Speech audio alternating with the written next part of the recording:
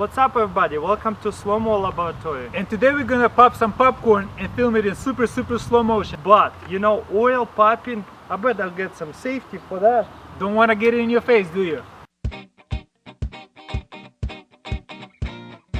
What do popcorn and uranium have in common? Both popcorn and uranium can change form spontaneously and can't ever change back. Of course you wanna have safety because I don't like oil popping everywhere. Scary stuff.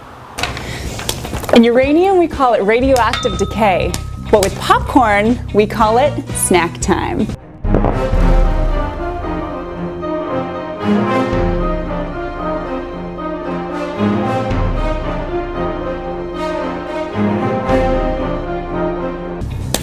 Elements like potassium, thorium, and uranium can undergo this spontaneous radioactive decay, just like the popcorn kernels in our experiment. Today, Jeremy will show us just how common radiation can be. There's radiation in the rocks below us, the sky above, from the cosmos. We ourselves are radioactive. The Geiger counter is a device for measuring radiation. It's simply a power source, a big battery, and a meter on the top which shows you the radiation level, and the detector itself. Table salt is sodium chloride, this is potassium chloride, and there's about 150 grams of potassium in this, which is about the same amount of potassium that's in the human body. Less than 1% of that potassium is naturally radioactive. Each beep you hear is a unit of radiation being detected. Other naturally radioactive foods include bananas, potatoes, lima beans, Brazil nuts, and even carrots. Why did Channel 4 ask a banana fearmonger and chemist about nuclear fallout when a university is full of real scientists anyway? Is that not yellow journalism? Shouldn't that be considered misleading, even hostile? Dare I say, even a hate crime? You would have to eat 29 million bananas to get the same radiation as a cubic meter of radioactive air from the hot radioactive particles pouring at a New Mexico depository. Have you ever had a dental x-ray? An x-ray is radiation that passes right through the skin, but gets stopped by teeth and bone, giving us an image of the inside of your mouth. These internal radionuclide substances like plutonium, like strontium-90, like tritium, and a whole range of other substances, including uranium, which is very dangerous, existing in the form of particles. These substances carry an enormously high risk of causing ill health in your children and in parents and in pregnant women and in animals and in all creatures that live in this area which is contaminated. Have you ever used a bandage like this one? The contents of this package have gone through the process of irradiation, where gamma rays were used to kill off any bacteria and sterilize the product. These sicknesses that you get are a result of inhaling and eating substances that are contaminated with hot particles of uranium, plutonium, and other radioactive substances. Now, none of these substances can be detected with Geiger counters. So when you measure the 1 microsievert per hour, you do not include any of these substances in that 1 microsievert per hour. In the same way, some foods, cosmetics, and other products have been irradiated to ensure that they're clean and free of harmful bacteria. When we open up a car air filter and we put the element next to a piece of X-ray film and develop the film, we see little white dots all over the film, little white splashes of light. These are called hot particles, and they are very small. You cannot see them. They're almost like a gas.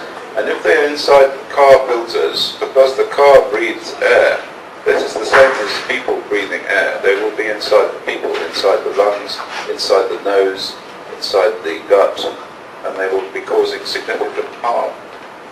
Directing and pinpointing this radiation also allows doctors to irradiate and kill cancer cells. This is a very serious matter.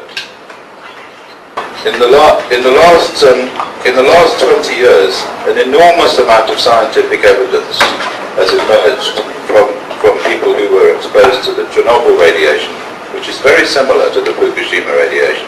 And this evidence shows that the risk model that is being used now to define limits is totally wrong. And for some substances, it's in error by a factor of more than 1,000 times. Behind me is an example of one of the early cobalt cancer therapy machines that was created in Canada for the first time in 1951. Nuclear reactors are capable of making large quantities of the radioactive element cobalt-60, which were used in this machine. You would have a patient lie on this bed, and in this bulbous head above them would be a lump of cobalt-60, which is radioactive, shielded from the patient initially by a lead shutter. You would move this so that the source was directly pointed at the cancer itself, and then open the shutter and let a beam of radiation insert itself into the cancer and kill the cancer cells. Radiation therapy like this is widely used today to treat cancer, with many different techniques to target various cancer cells. Most of the radiation that humans receive doesn't come from dental x-rays, cancer therapy, or even from the sun. 70% of it comes from the Earth. Radioactive elements in the Earth's core are constantly keeping the interior molten hot and keeping you and I alive. I have acted as an expert witness in more than 20 court cases in which this issue has been raised, and these court cases have all been settled or won because in front of an independent judge the evidence is so strong that the case is always won. And I hope that I can help the citizens of Fukushima to enable them to make sure that children are safe and removed to a safe place before they get sick. Okay, well, thank you very much for listening to me.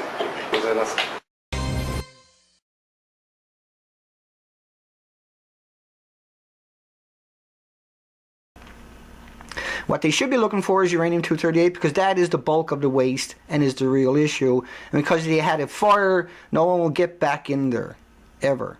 That place is extraordinarily contaminated, that's a fact.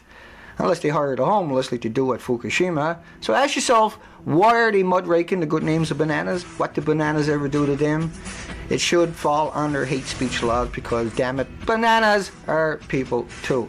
This message was brought to you by the Citizens Against University Professors and Scientists Demonizing Bananas and the Fukushima Hounds.